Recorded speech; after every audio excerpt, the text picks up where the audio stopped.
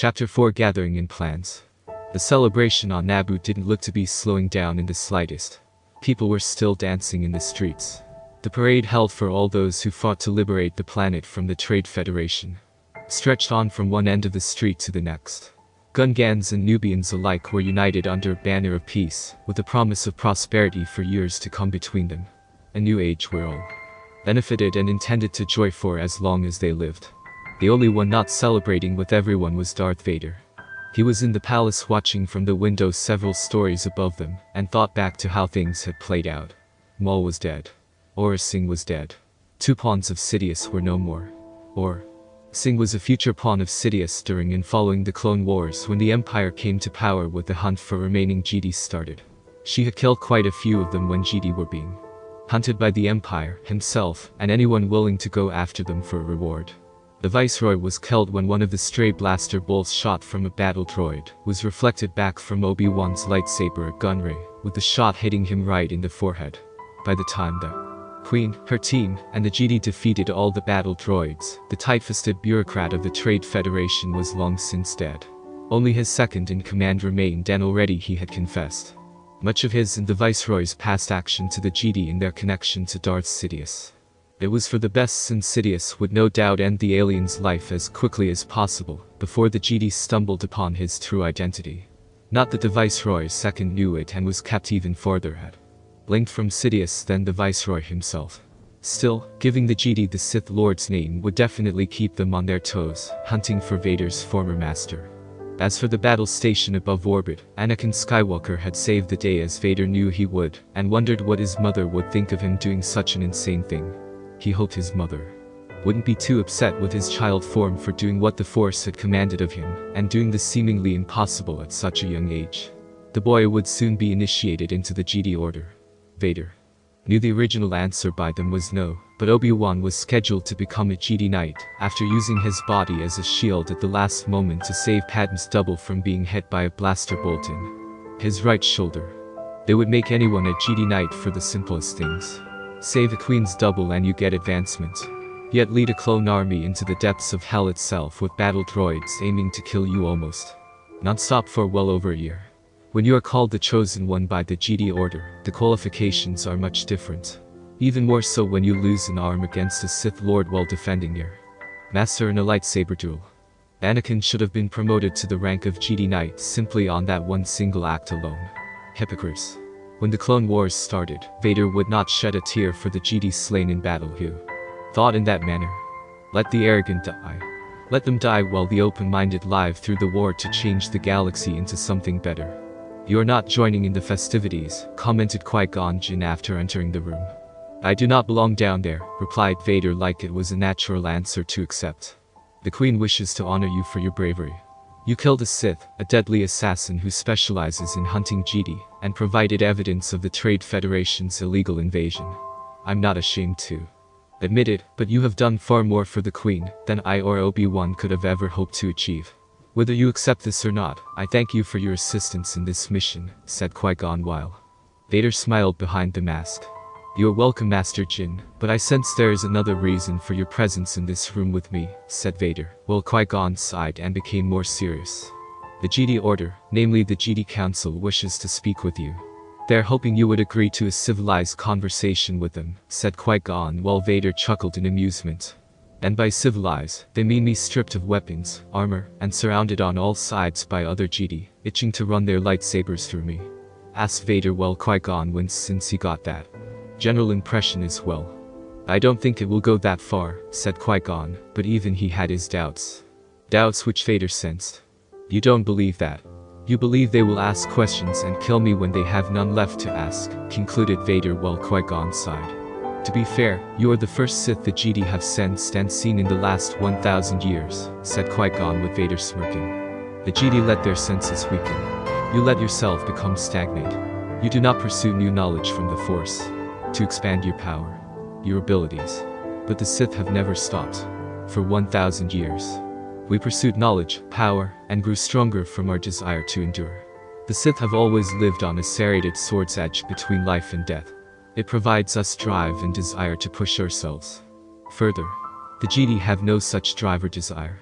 Without the Sith, your order does not continue to push itself to the limits like it should. Do you believe I am wrong? Said Vader while keeping his back the Jedi. Master? No. I cannot refute your words. My old Jedi Master Dooku thinks the same way, said Qui-Gon, while Vader continued to stare out at the crowd below. I will not meet with the Jedi Council. Not all of them. I will speak to Master Yoda. No one else, said Vader with Qui-Gon looking a tad worried. You wouldn't be seeking this opportunity to take the head of our most powerful Jedi Master, would you? Asked Qui-Gon while Vader laughed. No. This will be a civil discussion. Nothing more, said Vader while Qui-Gon sighed again. I will let him know. I can assume this condition is not negotiable. Questioned Qui-Gon with Vader nodding.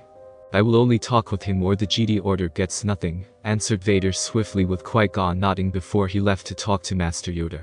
It was about another 20 minutes before someone else came to see him. And it was not a Jedi. I was wondering where you were hiding. You were wise to stay away from everyone when the festivities started. With all the Jedi around, they would certainly wish to have you arrested or killed in battle. Said Palpatine after entering the room sometime later. And you hear why? Asked Vader while holding back his rage at the man he once called friend and confidant all those years ago, when Anakin Skywalker was a naive fool.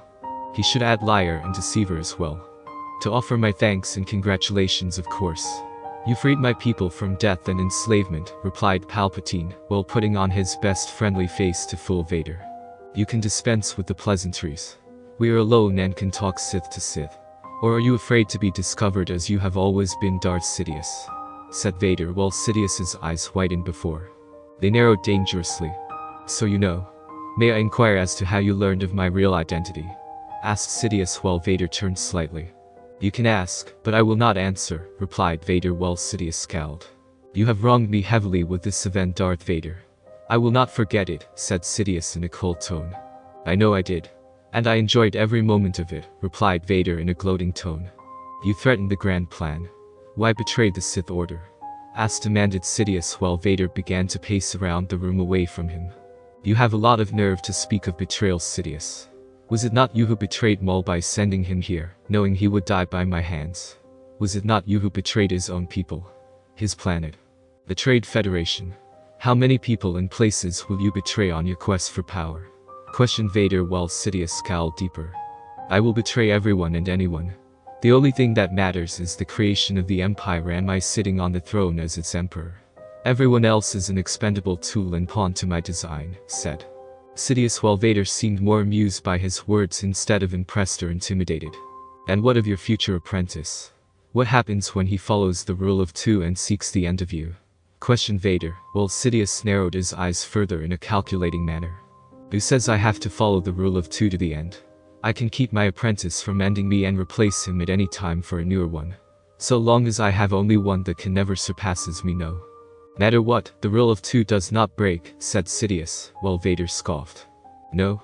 You just perverted using some crude loophole you designed for yourself, so the rule of two does not come full circle. You would never allow an apprentice to get that close or that far to one day end your life to become the next master. You would stall the cycle from reaching the pinnacle point long after it was overdue to happen, said Vader, while Sidious sneered at him. There is no need to continue the cycle after my ascension.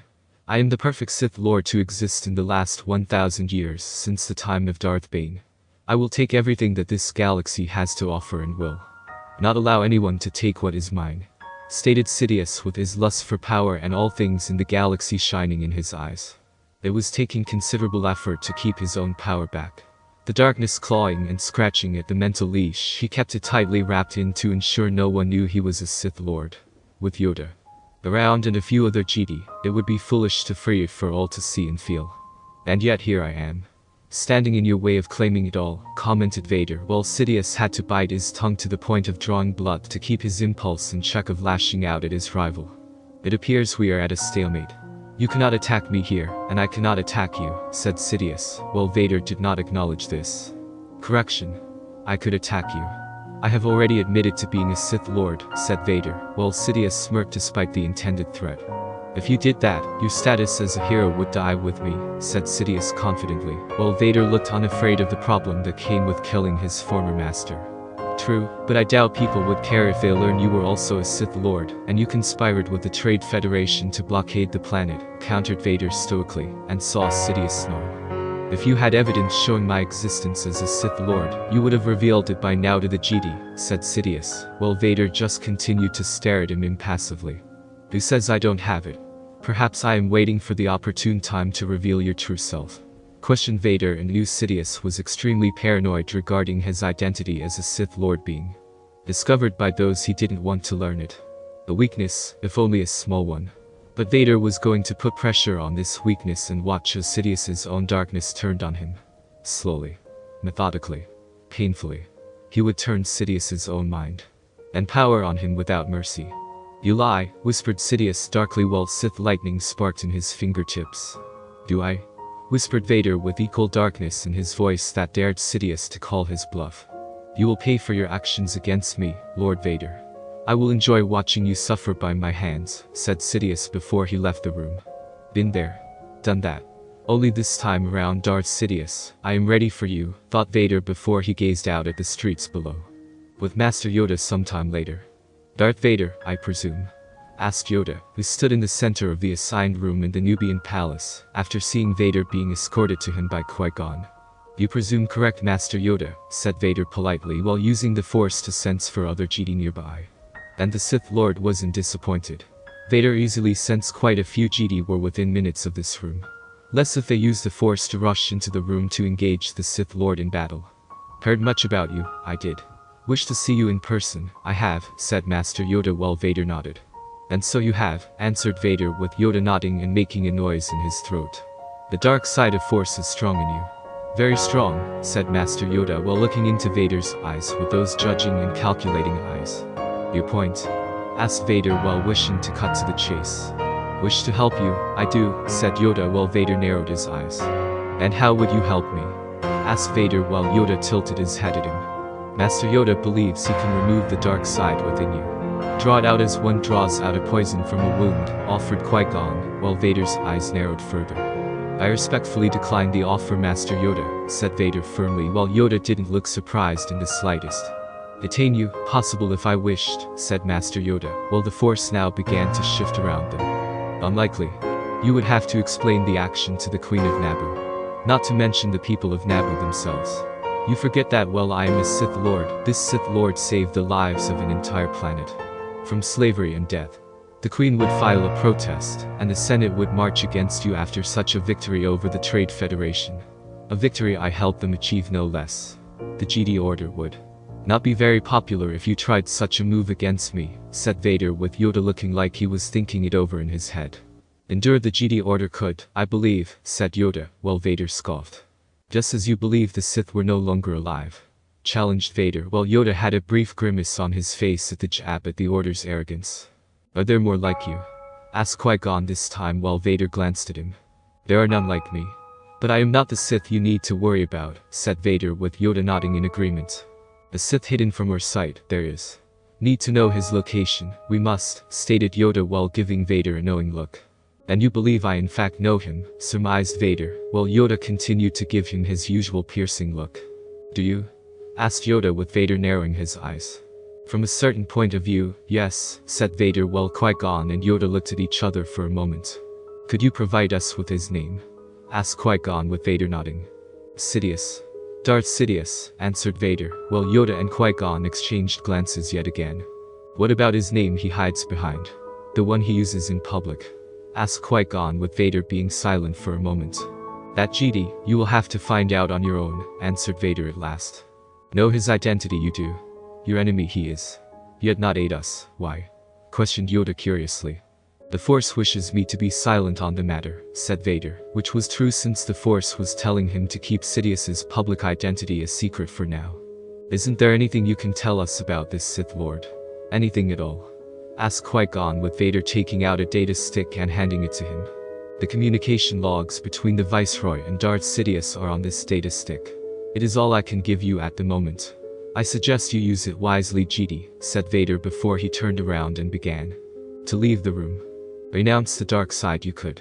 Help you, we can, said Yoda while Vader stopped and glanced back at him before he continued walking. What do you think, Master Yoda? asked Qui-Gon with Yoda making a noise. Trust in the Force, we must. Fight him here, we will not. Use the information provided to us, we will, answered Yoda while staring at the retreating back of the robed form of Darth Vader. Many within the Jedi Order will think letting him go was a mistake, said Qui-Gon, while not sure what to believe regarding Vader. Powerful Darth Vader is. Strong in the dark side I sense in him. Best us all he could in combat, I sense. A bigger role in the galaxy to play he does, added Yoda, while Qui-Gon looked down at the data stick. In front of him. We have to be very careful, Master Yoda. If there is a Sith out there in hiding within the Republic, we have to be careful regarding who we talk to about Jedi matters, warned a cautious Qui-Gon Jinn while. Master Yoda nodded in agreement. Keep the data stick to ourselves, we will. Show only to the Jedi Council, we must, said Yoda, knowing the data stick might hold clues or hints to future plans the Sith were in the process of making. Even with this, we still have more questions than answers regarding Vader and the Sith hiding from us, said Qui-Gon with Yoda nodding. Sense something similar to him in another, I did, said Yoda with Qui-Gon frowning. Who? Asked Qui-Gon with Yoda turning to look at him. Young Skywalker similar in certain aspects to him. Sense this I do, said Yoda while Qui-Gon's eyes widened. Anakin is the chosen one. Not a future Sith. He will not become one. I won't let that happen, Master Yoda. Not while I am alive, said Qui-Gon with Yoda making a noise. Agreed to let the boy be trained, the Jedi Council did. Your apprentice, official when Obi-Wan becomes a knight, he will be. First, learn from us the boy will. Learn how to be a proper Jedi, he must, said Yoda while Qui-Gon frowned. And by proper Jedi, you mean never to see mother again. Ever, concluded Qui-Gon with Yoda looking at him fully. Disapprove, do you?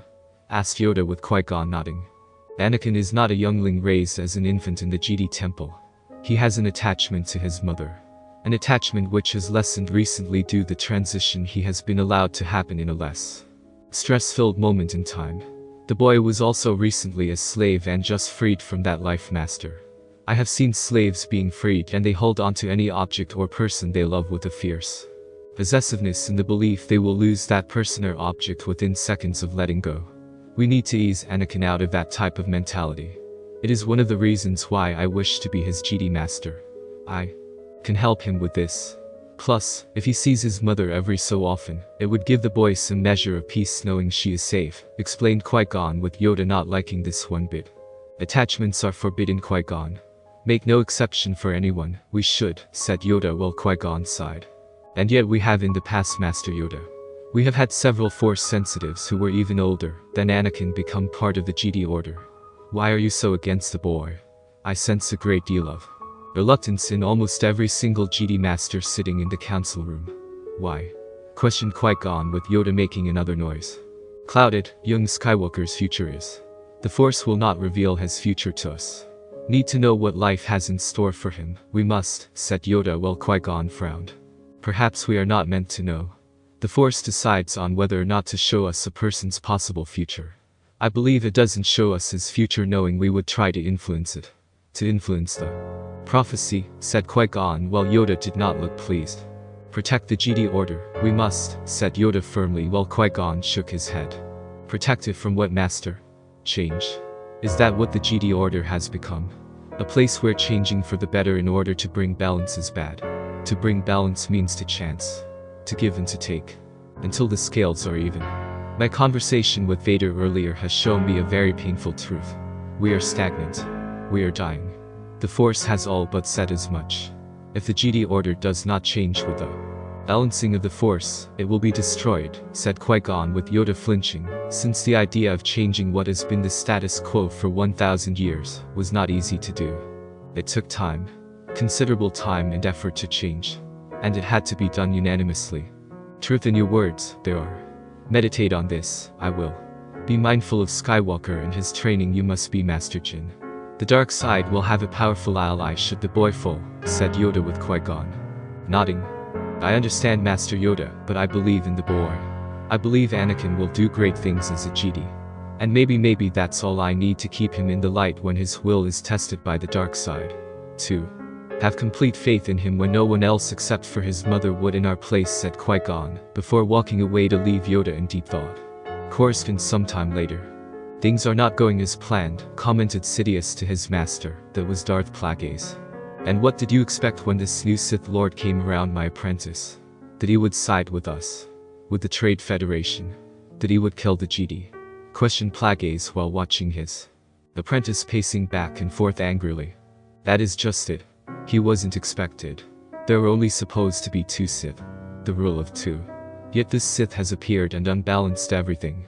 Exclaimed Sidious while he so wished to unleash the monster inside of him on Vader. Only if you let him, my apprentice. Right now, the Jedi are focused on him. Only him. Yes, they know the Sith have returned. That was an eventuality that would happen sooner or later. It just happened too. The sooner, replied Plagueis calmly while Sidious looked at him in anger. We must find a way to counter him before he reveals too much to the Jedi. The grand plan we have spent 1,000 years preparing for will never be completed, so long as Vader is allowed to continue living. Said Sidious while Plagueis sighed, knowing his student hated having something taken out of his control. Patient Sidious. Vader is a powerful Sith, but he is also without the resources you and I possess to move freely throughout the galaxy. The Jedi Order will continue to watch him and further weaken themselves by depleting their resources. As for your worry over the grand plan, it is still in motion. Supreme Chancellor Valorum's term will be up within a few more months. It will give us time to reassess the plan and the various points for when the war starts and how to escalate it, said Plagueis with Sidious not looking convinced. I should be Supreme Chancellor now. That was how the plan was meant to happen, said Sidious while Plagueis narrowed his eyes at him. Don't you mean we should be Supreme Chancellors?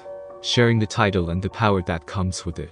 We did manipulate the law enough to make it possible, remarked Plagueis while Sidious stopped, pacing with his back to the Muin. We did manipulate it. And I had a grand speech for when the Senate voted me into the position of Supreme Chancellor. It would have been a most riveting speech. The entire Senate would have applauded me for it.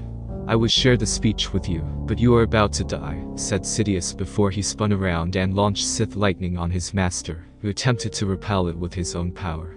Only for Plagueis to realize he was slowly losing. He was tired, physically weak from staying up and never sleeping, using the Force to sustain him in such a manner. Now his attention was diverted to holding off his treacherous apprentice's attack and trying to stay awake. At full strength, Sidious was no match for Plagueis. This much both Sith knew was true without question. But the Muin was tired, both physically and mentally from lack of sleep, and his strength was divided in multiple directions. Something Sidious also knew and pressed his advantage. Not holding back. Letting his inner darkness come out quickly in order to crush his master in a hurry before the Jedi could sense their conflict. Eventually, the Sith lightning Sidious unleashed was too much for Plagueis, and he was consumed by it. It was like this for well over 5 minutes straight before Sidious stopped his attack and was surprised. Plagueis was alive. If just barely. Do you think this means you are the master? You are not. I saw this day through the Force. I saw your actions. The grand plan. You ruined everything for the Sith, rasped Plagueis while Sidious snarled at him. I am the Sith, countered Sidious while itching to unleash more on the dying Muin. No. You are a blight in the Force. Poison all that you touch. Took measures to stop you, said Plagueis with his face warping into a deformed smile. Vader, spat Sidious while easily putting 2 and 2 together. Yes. I needed someone capable of killing you. The Force answered me and produced Vader. Stated Plagueis while Sidious narrowed his eyes. Produced? What do you mean? Speak, commanded Sidious with a sudden sense of urgency. Plagueis only laughed while he lay there dying. This is my revenge for your betrayal. The Force and we will have our revenge, said Plagueis before his eyes rolled back behind his head and the Sith Lord died. No. No. No. No. Yelled Sidious before he unleashed his rage throughout the room and destroying much of what was in it. When it was over, Sidious looked around the room to see the extent of his late master's residence, to see the extent of the damage. But unlike the thrill of being the master after slaying Plagueis, the Sith Lord felt none of it. Only anger, hate, and rage over how his former master turned Sidious's act of betrayal back on him. His master betrayed him. Betrayed the grand plan. Betrayed the Sith. And for what? So Sidious wouldn't ruin the galaxy under rule as the future emperor of the galactic empire he envisioned. Bah. If the galaxy was destroyed beyond measure, he would just leave for another galaxy, and us his mastery over the dark side to rule there too. And keep doing it over and over again, even if it meant the entire The universe itself had to die with him being the last thing ever to exist. But now such plans envisioned for this galaxy were in jeopardy. Somehow the Force had produced a means of fighting him and those plans. Unlike Anakin Skywalker, who was not ready for the role meant for him just yet, the Sith Lord now was ready. Darth Vader was in his prime, was powerful, skilled with the lightsaber, the Force, and was clearly an enemy Sidious had not way of manipulating. Not yet at any rate. I will win against you, my former master. I will become Emperor. I will kill Vader. And I will even break the will of the Force itself, thought Sidious angrily. Kamino to Poca City. Count Dooku was many things. Former Jedi Master. The newly made Count of Sereno, which was his home planet. He was a skilled swordsman on par with Master Yoda, and had a strong connection to the Force few could match. In addition, the man was highly intelligent, perceptive, and cunning that was a well-respected asset within the Jedi Order. When he left Jedi Order, it was because Dooku saw what few were willingly to recognize about the Republic and the Senate as a whole. It was corrupt, tainted. Senators doing the thing that benefited them. Not the people of the Republic. Not the citizens of the galactic government they swore to protect and serve. Dooku had expressed his grievances to his old Jedi Master, Yoda, and hoped he would listen. He did not. As Yoda and the other Jedi let their arrogance grow, Dooku's faith in the Order and in the Senate began to decline. After Vader and Maul made themselves known, added to the Chosen One that a Jedi prophecy foretold, it was clear to now Count of Sereno to stop being a Jedi. He could not be a part of an order that were the puppets of the Senate and the bureaucrats who ran it with their bribery, blackmail, and extortion. Ordering the Jedi around to solve any problem that stood in their way and making the galaxy perceive his former brothers and sisters as the attack animals of the Senate. Their personal hugs, if you will, and all to ensure the interests of the Republic and the Senate, all benefiting from the many acts carried out. So much was his surprise when Darth Vader himself had contacted the now titled Count a few long months after the Battle of Naboo ended. At first, Dooku was suspicious of the Sith Lord for wanting to contacting him like this. Even more so after seemingly vanishing from the public eye, and the Jedi Order's senses too. Dooku still didn't understand how someone with all that power could simply suppress it to the point where you couldn't tell Vader was a Sith Lord unless you saw him in action. Still, it only proved Dooku right. In regards to how the Jedi had become complacent and lax in their own training and expanding their knowledge of the Force. Which is why he left and began to hunt for the Sith Lord. The one hiding and the one that had revealed himself on Naboo all those months ago. As expected, the Sith Lord still in hiding was impossible to find. Even with the vast wealth Dooku had to buy contacts, and mercenaries who had their own contacts within contacts. Though it did reveal to him that the hidden Sith also had vast resources and powerful friends if the search had proven to be fruitless for this long. The second one was not as difficult to find, but still a challenge to locate. After the Battle of Naboo, the Sith Lord known as Darth Vader had stayed on the planet for barely 1 week. The group of Jedi Masters who had arrived to see the people celebrate their newfound peace had been keeping an eye on him. Unfortunately, they could not arrest the Sith due to him being a hero, and also because there was no real law against being a Sith Lord. Such a law was expelled from the Republic long before Dooku's and Yoda's time as a Jedi. It was an ancient law back when the Sith were vast in terms of numbers, instead of the apparent two that existed today. Whether Vader knew this or not was irrelevant. Him leaving the planet was relevant to the Jedi and wondering where he was going. Some of the Jedi had tried to stop him, of course, in a civil manner. Through talking to him, they tried to convince Vader it was best for him to stay on Naboo a little while longer and know the people he had saved. But Dooku knew their civil discussion was a ploy to keep Vader on the planet to observe him and find a way excuse to arrest the Sith Lord. Vader apparently saw through it too and ignored their request warning threat to stay on Naboo, and had asked the Queen if it was possible for her to provide a single Nubian ship to fly into the vastness of space. The Jedi had tried to have their say on the issue, both publicly and privately with the Queen, since they didn't want Vader to gain any momentum or influence throughout the galaxy. The Queen ignored them, as she owed Vader too much to turn away his request, which was small by comparison to what anyone else would ask of her. Anyone else in his position would have demanded a vast fortune of credits, a fleet of ships, or something on a far more grander scheme of things. All Vader asked for was a simple Nubian transport, one he received without resistance from the Queen, and with a large sum of credits to further show Her Majesty's generosity toward the Sith Lord. Dooku knew that such a sum given could last a single person for several years if properly managed. Vader had accepted both and had departed Naboo, much to the sadness of the people, and headed out into the galaxy where the last report about him stated he was somewhere in the Outer Rim. Whereabouts unknown until today. And on a planet called Kamino. A stormy planet in the Outer Rim that only the most rich and influential people in the galaxy knew about outside of those who knew the deepest parts of the Outer Rim like the back of their hands. Fortunately, for him anyway, the day he arrived, the city was not being bombarded by rain, lightning, and giant waves of water with enough force to move a transport ship out of position. As Dooku walked through the clean halls of the city, his guide Taunwi was very polite when she first introduced herself. She clearly knew from just the sight of him that he was someone of great importance, and with deep financial pockets. As such, she did her well-trained duty in treating Dooku with the uttermost respect. No doubt to impress him or get his interest in the facility in order to do future business with them. They clearly had to make the clients come to you methods of business down flat. As they walked, Taunwi explained how they were surprised to get so many VIP coming from various parts of the galaxy to their little corner of it. When Dooku asked her about the others with a raised eyebrow, she politely stated the host of this meeting would be able to explain things better. It was clear she knew who these other VIPs were, but had been asked by the host of this gathering to keep such information to herself. While Dooku could have extracted the information from her discreetly, he respected the Kamino for her duty for following the client's wishes. Besides, Dooku did not sense any threats to his person by not knowing who was being brought to this secret gathering. It was quite a thrill actually.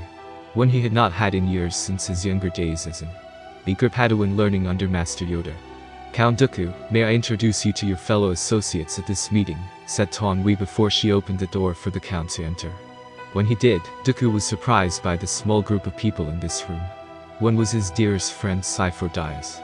The man had been on a top-secret mission for the, at the time, Supreme Chancellor Balaram some months ago. Dooku only found out about the mission through his contacts, who knew how to find things when he was searching for the two Sith Lords.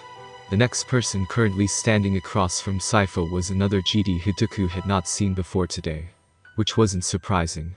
When you are in an order with over 10,000 strong, you don't meet everyone in it, even after so many years of serving in it. He was human, male, reddish-brown hair, pale green eyes, and was strong in the Force as all Jedi should be with a lightsaber looking a tad abused from constant fighting. Something you would expect from a seasoned warrior and who had been knee-deep in blood and death. Yet this man did not lose his way as Jedi. It was quite commendable. Next to the Jedi Knight was a young pale white-skinned female girl with blue eyes and brown hair, designed in a short yet smooth mohawk-shaped manner. She was currently wearing what Dooku assumed were Jedi Padawan robes. At her waist was a lightsaber of her own, which was also war-torn like the Jedi Knight's own. Meaning she was the Jedi Knight's apprentice, and was no doubt strong in the Force too. For her age. And finally, at the center of this group, standing in front of a table that separated all of them from each other was Darth Vader himself. Dooku found himself a tad intimidated by those eyes. Those red-yellowish eyes filled with hate, rage, and pain while screaming power from the dark side. The bottom half of the man's mask making Vader all the more intimidating while the hood of his robes kept the top half hidden from anyone wanting to see more. Welcome to Kamino, Count Dooku. We would be honored if you join us today for this meeting, said Vader, while gesturing for Dooku to come into the room further to talk. When a Sith Lord invites someone such as myself to a secret meeting, one cannot help but be intrigued and interested coming to it, replied Dooku before stepping further into the room, and sensed we back out to shut the door behind them. I still can't believe I am in the room with the Sith Lord and not drawing my lightsaber against him, commented Sifo, though there was some humor behind it. I must admit, I am also curious, yet cautious in regards to your intentions on bringing us all here together. Make no mistake, I am grateful for your intervention, Lord Vader. Your arrival literally saved my life from ending on rat attack in front of my apprentice here. But do not think for one moment I will pledge myself to the Sith Order. Nor will my student Ventress here, said the Jedi Knight while his now named apprentice nodded firmly. I did not save your life and the life of your apprentice to make you my servants. Not did I bring you here to convert you to the Sith Order and the dark side of the Force. No, Kentucky Narek. I brought you all here because we will soon be the key players in the war that is to come upon the galaxy. A war that will spread throughout the entire galaxy. A war that is inevitable. A war that cannot be stopped. It can only be contained, controlled. Anything else is nothing short of a naive fantasy or dream, said Vader calmly while the Jedi in Count frowned at his words. If what you say is in fact true, Lord Vader, isn't there a way to stop this impending war from happening? Asked Narak with Vader shaking his head no. The pieces are already moving, and pawns are being put in place to instigate the war nearly 10 years from now. Master Sifo Dyas here sensed it long before today, and secretly tried to commission a clone. Army ready to fight for the Republic when the time comes, said Vader, while Sifo admittedly nodded his head. The darkness is coming. I couldn't still can see it.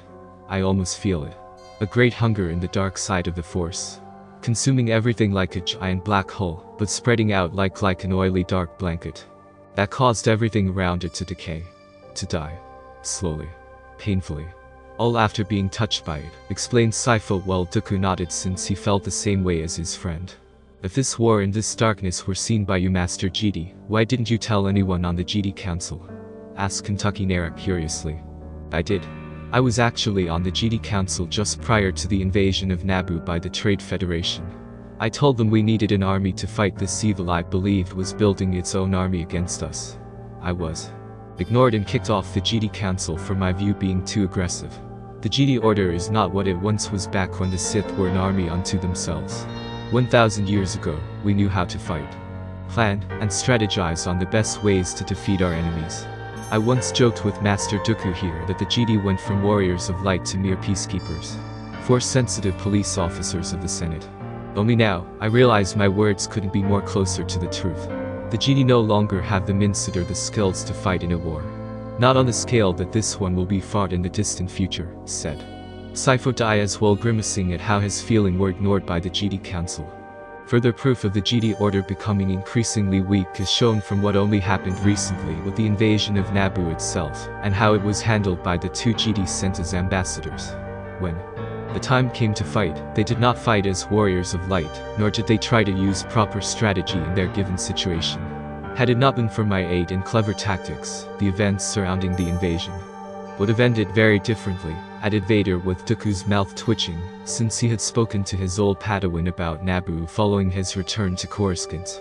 He had actually cancelled his meeting and lunch with Senator Palpatine to get Qui-Gon's insight about Darth Vader, to see if the Sith Lord was everything they had sensed through the Force.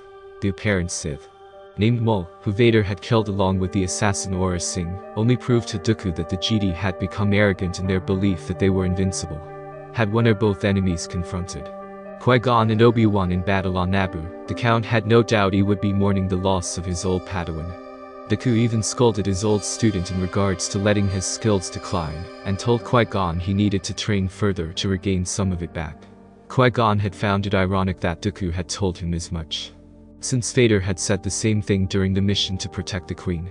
Still, if it meant Qui-Gon could continue being a Jedi Master and successfully training Anakin Skywalker in a few more years, the Count was going to stay in contact with his old Padawan to make sure he kept on training.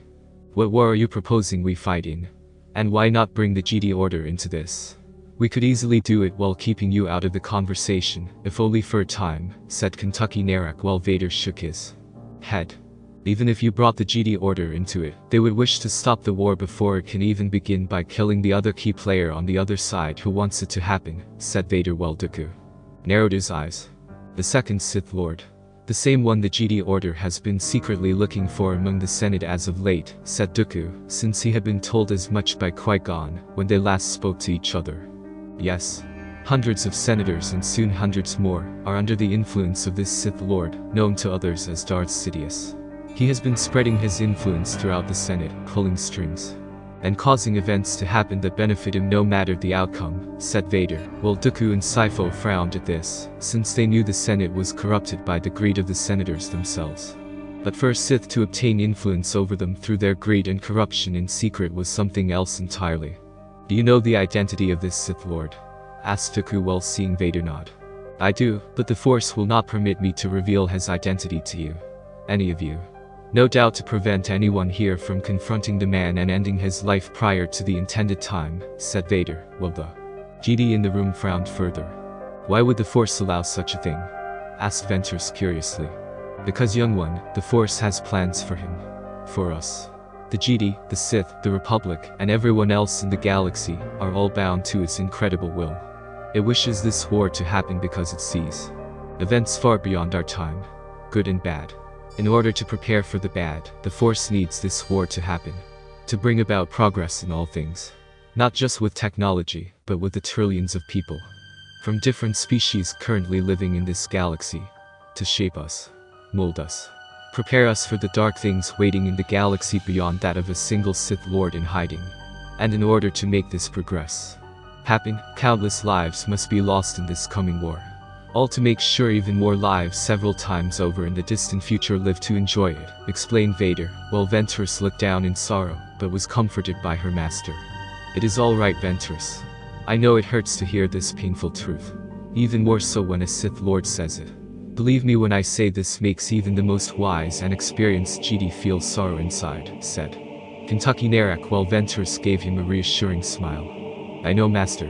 I thought after we escaped the war on Ratatak, we would get a chance to rest and enjoy some measure of peace, said Ventress with Kentucky Narak nodding in agreement. I understand, my young Padawan. I do. We saw enough fighting back on that planet to last a lifetime.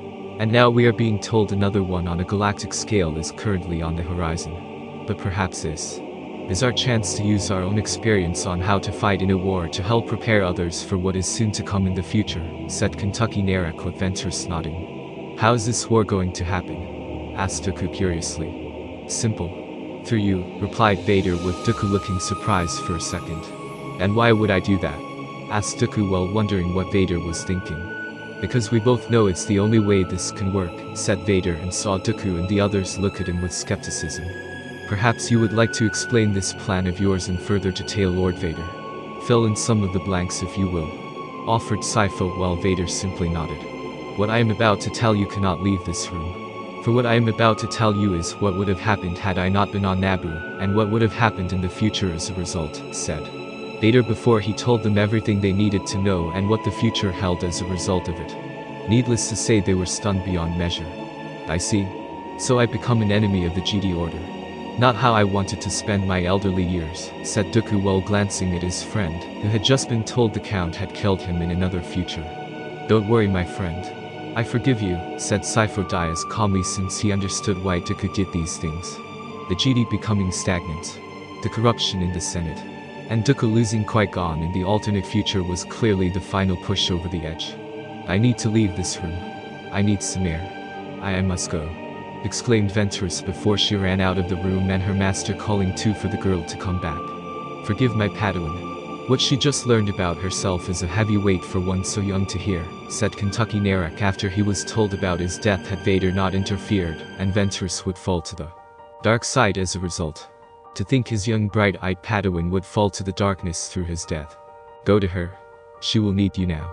There are things I must discuss with the Jedi Master and the Count that you are not ready to hear, said Vader with Kentucky Narak nodding his head, and quickly left the room to find his shaken apprentice. I find it hard to believe that there is something else you haven't told us, said Dooku, while he was surprised that he would serve the same Sith who trained Maul, and had killed his former apprentice on Naboo in the alternate future. You would be surprised, said Vader before he told Dooku and Sifo Dyas about how the Clone Wars would end, and how the Jedi Order would be destroyed as a result. Those chips in the clones were meant for something else entirely. To think they would be used on the Jedi Order like that, and we would suspect nothing of it, said Sifo, while sighing at how his plans to commission the Republic's secret clone army would be used on the future Jedi generals that commanded them. You didn't know, my friend. We all have sins to carry in this alternate future. Some more than others, said Dooku, while knowing he had done much in this alternate future to be even more ashamed of himself. Siding with the Sith who trained that animal Maul. Bah. If his other self was here now, Dooku would have sliced his head off himself. There's also one final thing I have yet to mention. It happens after the Clone Wars and the rise of the Empire, said Vader with Sifo and Dooku looking at him in shock. What else can you tell us that hasn't already been said? Asked Sifo with his eyes looking tired and drained. Only that the Clone Wars has another purpose. One that will truly frighten the both of you, said Vader before he told them about the Death Star, how the materials to make the super laser were obtained during the war, and what the technological terror could do to a planet. It was by this point, Dooku needed to sit down before his legs gave out on him from such a disturbing revelation about the dark future that would come long after their deaths. With Ventress, she looked over the railing at the water below. The waves crashing against the metal support towers that held this city facility up above the sea depths. It would be so easy for her to just go over the railing. One foot over the next, one leg after another. Oh, we use cookies of the metal R. By using our sailing, and after taking one final breath she would fall into the W orifices. You acknowledge that you have read and accept our cookies, cater below, with no use of the F-cookies and privacy, pollers to cushion her fall. I am not worthy of being a Jedi apprentice, much less his apprentice. I am not worthy of his kindness, his compassion, his understanding. I am a monster in pale white skin. The longer I live, the greater the chance of tainting his memory. I need to die. I need to free Master Narak from my inner darkness before I destroy him, thought Ventress, as she had been crying heavily since coming out here and going over what Vader had revealed.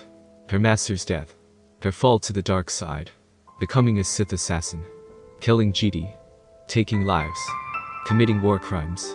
She practically deserved to die for any one of those things. Now Ventress saw her chance to remove any such moment in time from history, by taking herself out of it. Once she was dead, the galaxy would be changed for the better. No dead Jedi, no lives taken by her hands, no blood from innocent lives staining the memory of her Jedi master and the kindness he showed in taking her in. All she needed to do was take the first step toward the end, only to find herself yanked backwards by her master using the force to pull before the man wrapped his arms tightly around Ventress. She tried to struggle, to get free in order to run to the railing and make the leap to her death, but Kentucky would let her go. He held her close, speaking Ventress's name, and pleading with the girl to not do what she planned to do. Eventually, Ventress stopped struggling.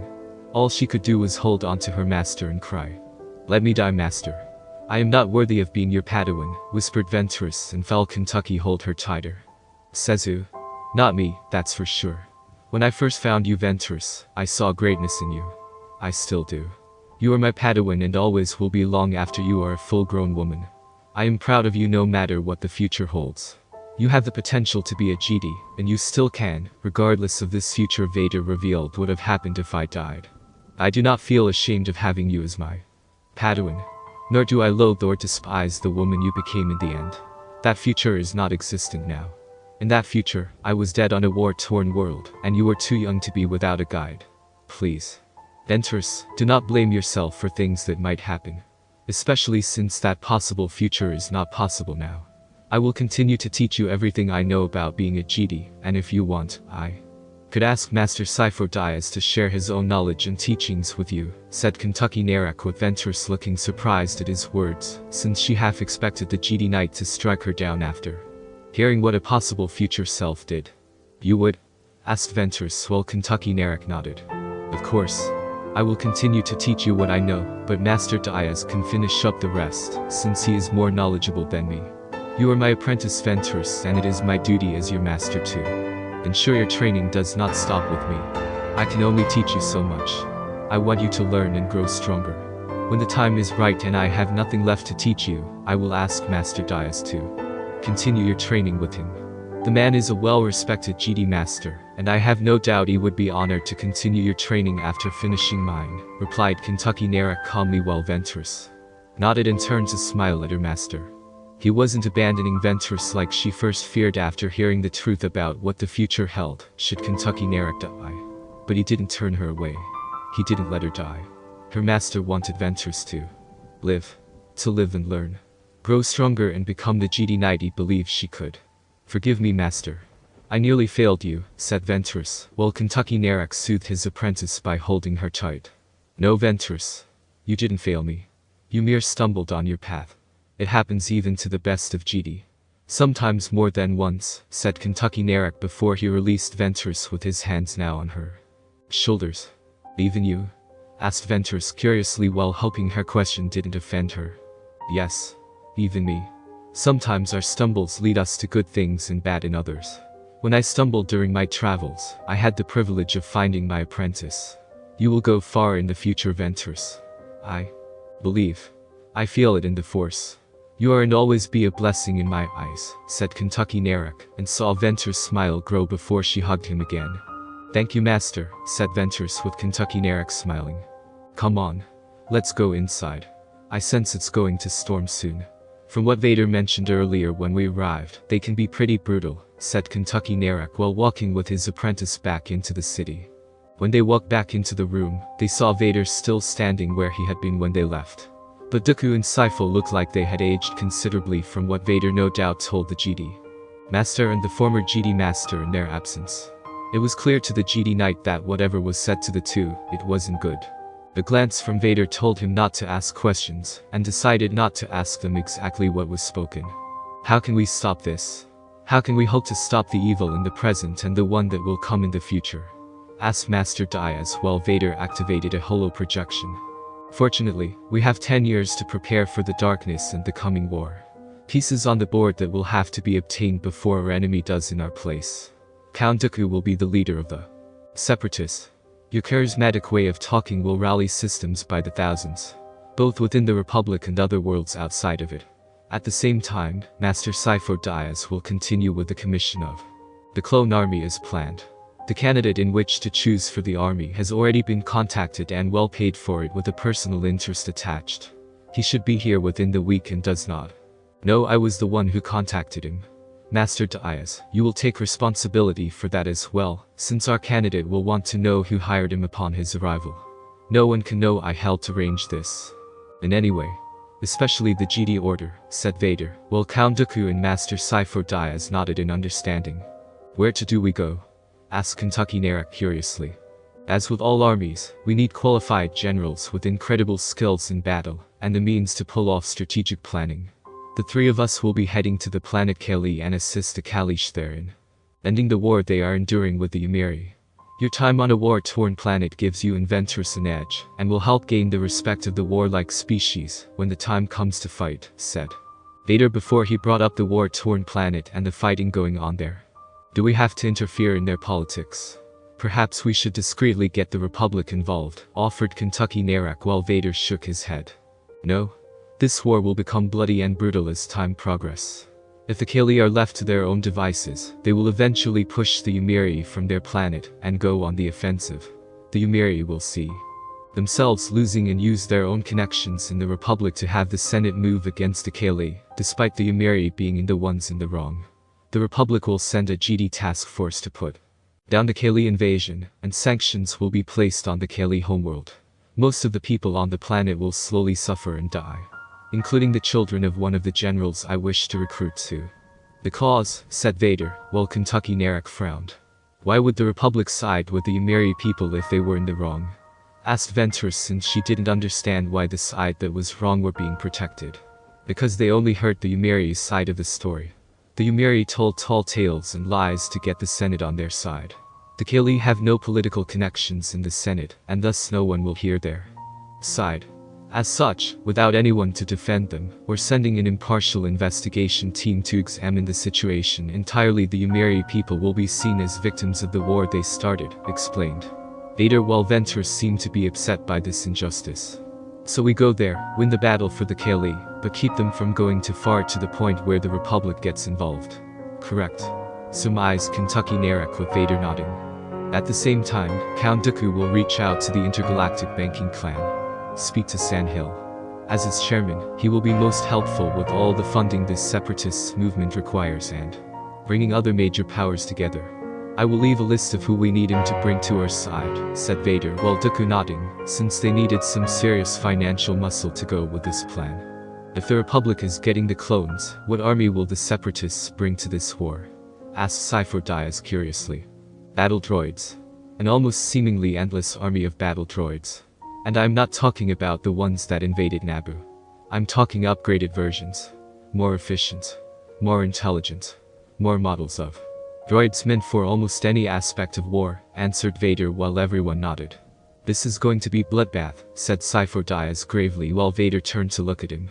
Show me a war that isn't one, countered Vader with the Jedi Master being unable to refute that. Coruscant was Sidious months later.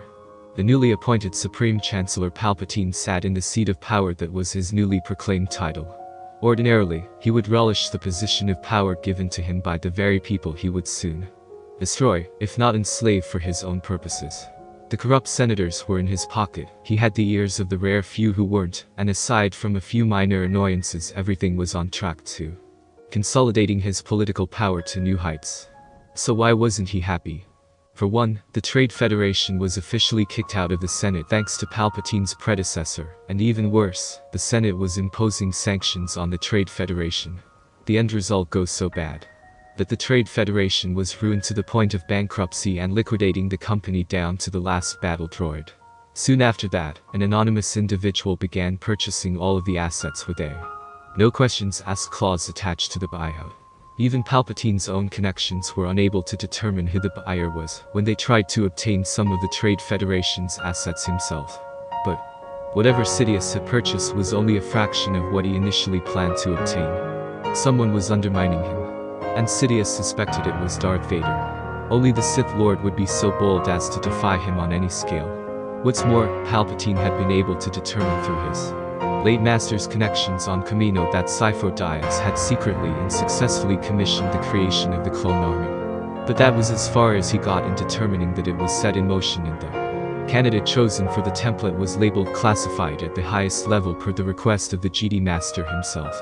In fact, the only one who could now reveal the identity of the candidate clone template was the Prime Minister of Kamino Lamasu. And this could only be done with Master Daya's express permission after being informed of who made such a request.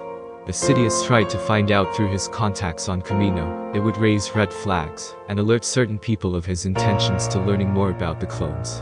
In addition, Chairman Sanhel had recently closed himself off from Sidious, and even his Supreme Chancellor persona. Sanhel wouldn't say why, but made it clear to Palpatine that the Republic's financial numbers needed to be in order should an unexpected audit suddenly be required. It got even worse when word from his contacts in the Senate, who were actually friends with the Jedi, told him that they were keeping eyes on the Senate itself. How they were now trying to distance themselves from the Senate so as not to be entirely dependent on the galactic government. From what Sidious could piece together, the Jedi Order had been given information about the Trade Federation conspiring with Sidious himself just before the blockade of the planet. It was fortunate that Gunray didn't know who he was beyond being a Sith Lord, and was dead, since Sidious would have seen to it that fool was tortured slowly by his hands. The late Viceroy's second in command did not make it to Coruscant to be interrogated further on the issue. Still, the idea of the Jedi knowing his existence now was troubling. Sidious had hoped the Jedi as a whole would be too distracted by Vader to focus on searching for him here on Coruscant. Unfortunately, the Jedi Order felt they could split their resources to keeping searching for both of them. The only good news for Sidious was Anakin Skywalker was now part of the Jedi Order like he hoped. Personally, the Sith Lord would have loved to take the naive boy in and mold him into his new Sith apprentice. But running a massive government such as this was time-consuming, and didn't have any mentioned time to train Anakin himself. No. It was better to let the Jedi do all the groundwork. Teach him the lightsaber forms, the Force itself, and anything else in the most basic, yet neutral of senses that Sidious himself would have taught. When the time came to bring about the war, much less manipulated to his advantage, Sidious had planned to put a now fully grown Anakin Skywalker on the front lines. He would be knee-deep in war, in blood and death. Sidious would let the very darkness surrounding it draw Anakin to the dark side, corrupt the boy, and turn him into a Sith. One worthy of being his tool and using masterfully in striking down the Jedi Order before bringing about the rise of the Empire. He just wished the boy's future Jedi Master wasn't Qui-Gon Jinn. He had tried to talk to some of the Jedi Masters in passing to offhandedly convince them the Maverick Jedi was not the best one to teach the boy. To have them make such an argument before he Jedi Council. Some had agreed with him on the subject, but they also mentioned how Master Yoda seemed to be favoring the idea of Master Jinn being Anakin Skywalker's master. And being the Jedi Grand Master, when Yoda says something about anything, it is usually considered to be final. Which upset Sidious, knowing the old dwarf would not be swayed by him in any shape or form. Sidious has considered taking Qui-Gon Jinn out of the equation by having the man assassinated, but found the Force sending him a feeling that it would not tolerate such a thing. Jedi Temple at the moment. Young Skywalker is progressing well during his time here, commented Qui-Gon, while being given a report of the boy's progress in learning, per his request. In his academics, yes. But learning about the Force is another matter. He outshines even some of our older students with his Force potential. I fear this may cause some measure of resentment from his age group and those who are slightly older, said Jocasta knew, as she had seen the boy show so much potential in the Force, and it was almost hard to imagine it came from a 9-year-old boy. Such things could lead to arrogance. Have you talked to the boy about this to ensure he does not act this way? Asked Qui-Gon with Jocasta knew nodding. I did. At first, I saw defiance in him for it. He feared I was only saying what I did in order to hold him back. I explained that wasn't the case and went into detail how he should not let his potential in the Force go to his head. I had to use key examples from past moments in history, where a Jedi has let his or her arrogance surrounding just how powerful they were had brought about their downfall.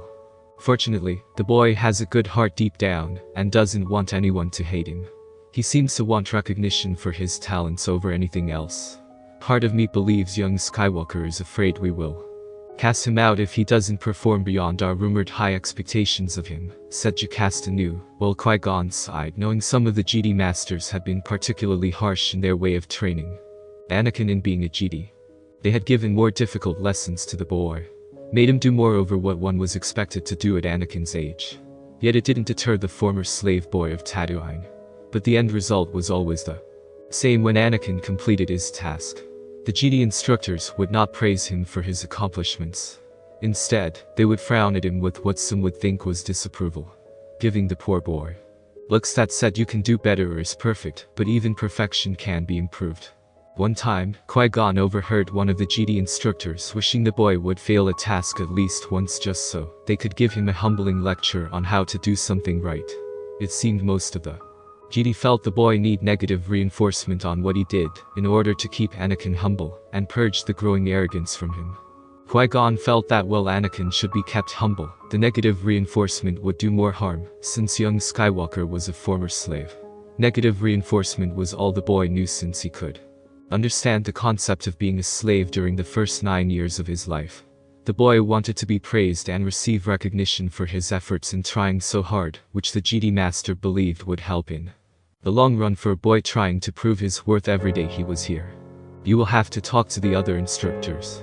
They are placing the boy on a much higher standard of learning and training over the others his age. Added they aren't providing the boy with the encouragement one would expect from succeeding will only make Anakin feel resentful of them, of the Jedi Order as a whole. The boy has been a slave for much of his young childhood. Negative reinforcement is all he knows, and we are not exactly providing anything else regardless if he makes progress in his training or not, said Qui-Gon, knowing he couldn't say anything because it would seem bias given his connection to the boy now and in the future. I will talk to them. This damn prophecy has a lot of us on edge, Qui-Gon. Many feel the boy has to be pushed hard. Well, I agree more difficult exercises would be best. I also feel positive learning would help with keeping Anakin humble, said Jocasta while she knew many Jedi were afraid of Anakin and how he might bring balance to the Force. To bring balance, things had to change. Meaning change to the galaxy. Change to the Jedi Order. The Jedi Order did not like changing. They had always preferred to be the unmovable rock in the river of time. They never believed in changing, adapting certain things for them to use if it benefited them. Yes. Changing completely. No. Anakin is the chosen one. I know it. I feel it. He will bring balance to the Force. It just has to be done in a way that doesn't go against the will of the Force, thought Qui-Gon, since he believed the Jedi Order had been going against it with some of their decisions in the past. Decisions that caused Jedi to leave the Order and seek exile or go out into the galaxy to seek ways of being a Jedi, while not being tied down to the Jedi Code. He only hoped that things would work out in the end. Planet Kalee Kalee's homeworld. Kaiman Jai Shilo, who in another time was named General Grievous, was knee-deep in fighting his hated enemy the Umeri, when three being not from his world came down to the planet. At first, he thought they were here to fight for the Umeri, and his forces tried to engage them in combat.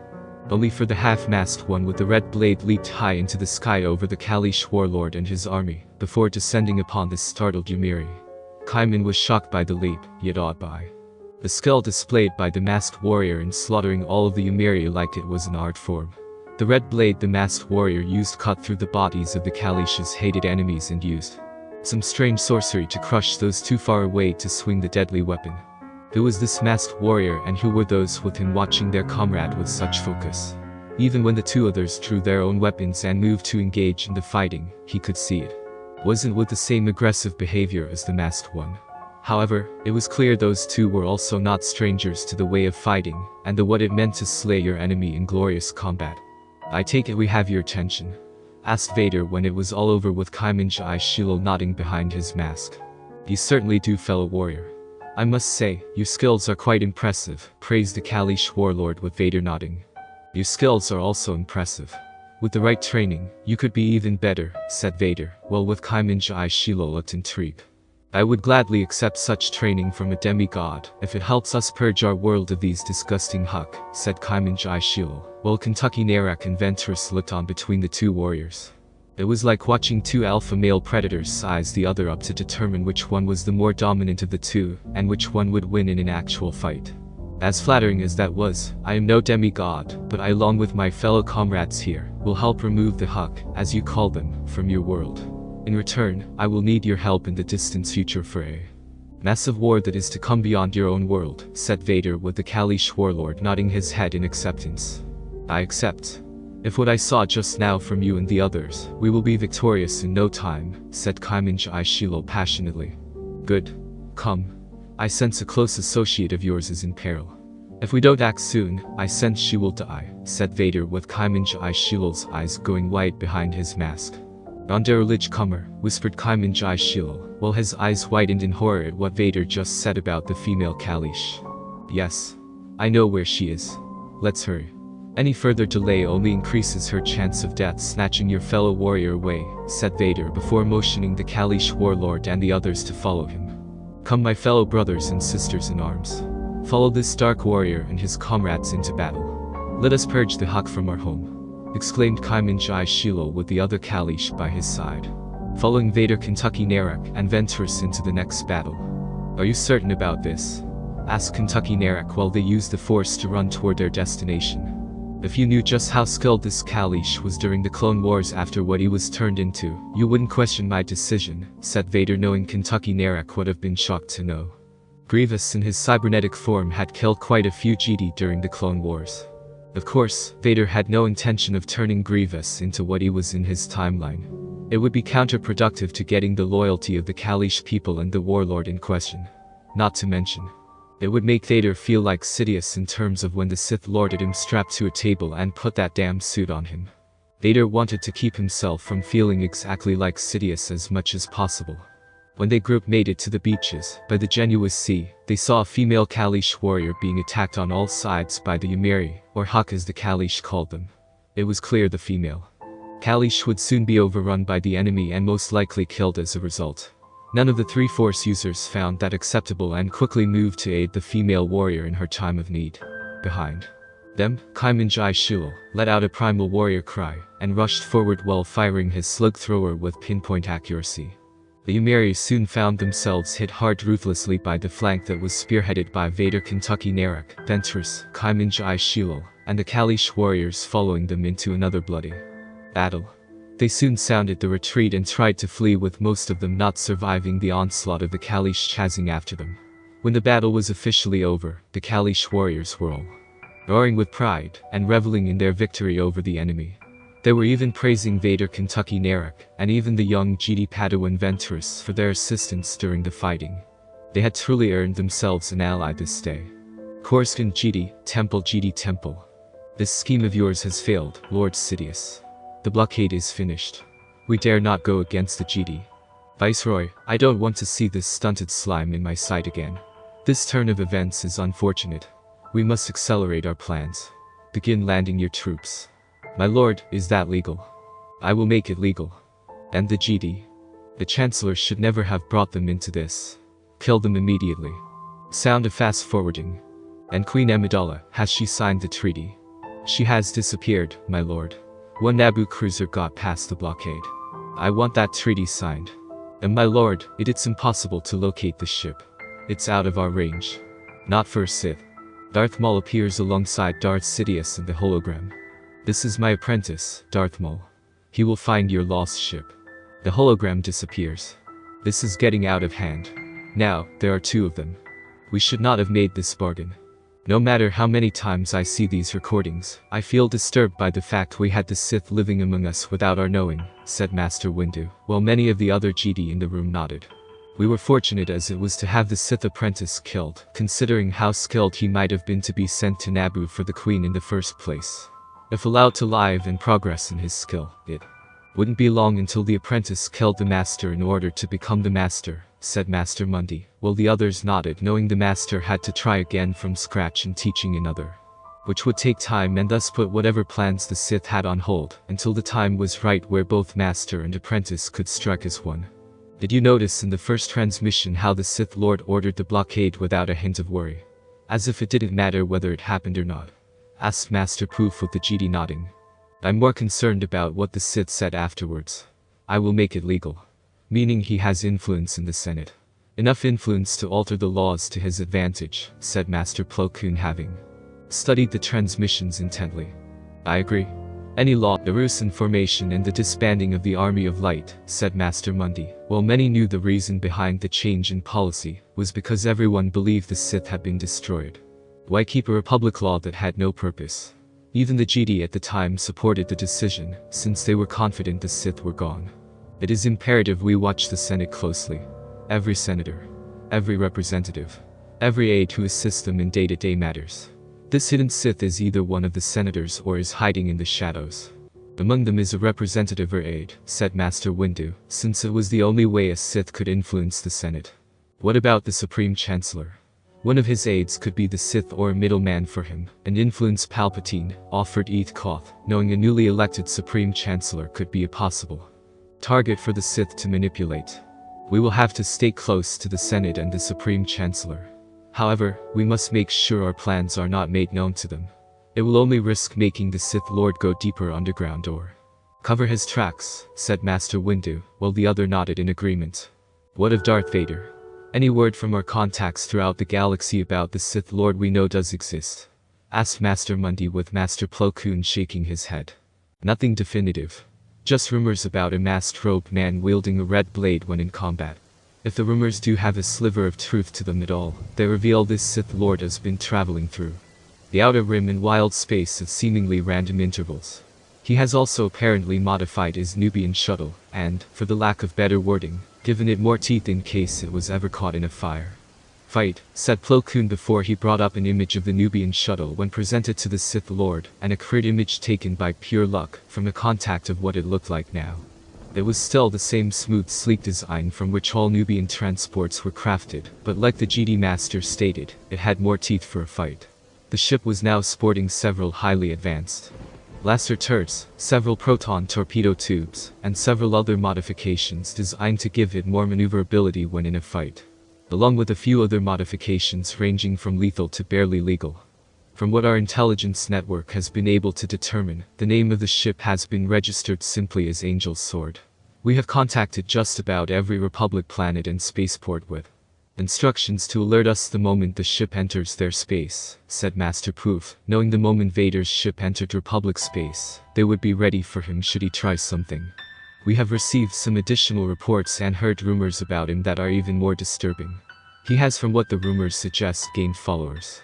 Force-sensitive followers, said Master Mundi, gravely, while the implication was not pleasant. Vader was expanding the Sith Order. Can this be verified? Asked Master Windu, with Mundi shaking his head no. Vague rumors for the most part. Vader has been said to be seen in the company of two individuals who can only be described as another Jedi Knight and a young girl. Possibly the Jedi's apprentice given her own clothing is similar to the Jedi, said Plo Koon, while the others didn't look convinced. He's rebuilding the old Sith Order. Instead of two, we might have to face an army of Sith Lords. As we did in the Jedi-Sith War, said Eth Koth, with some worry leaking out of his voice. We have to stop Vader immediately.